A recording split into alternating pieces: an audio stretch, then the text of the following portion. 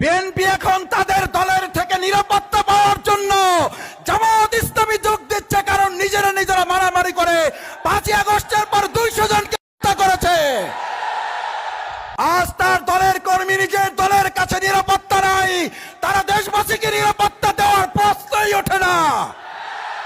চাঁপাইনবাবগঞ্জবাসী বলে আগে 5ই আগস্টের আগে আমরা একজনকে চাঁদা দিতে হবে, এক গ্রুপকে, এখন এখানে নাকি 4 গ্রুপকে চাঁদা দিতে হয়।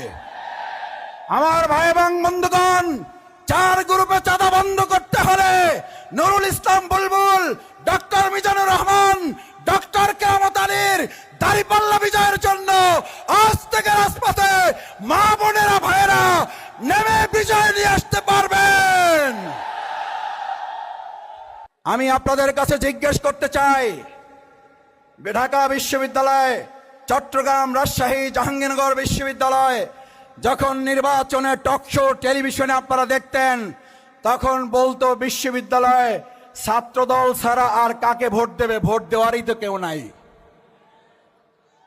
যেখানে নাই বলেছে ভোট দেওয়ার কেউ নাই, ওনাদের বক্তব্যে যেখানে নাই, নাইয়ের উপরে আল্লাহ তাআলা তাদেরকে নাই করে আমাদেরকে ভূমিধস বিজয় দিয়েছেন। আর এই চাঁপাইনবাবগঞ্জে তারা বলেছেন মুখের কথায় 5 থেকে 6% আছে, তাহলে চাঁপাইনবাবগঞ্জে কেমন বিজয় হবে?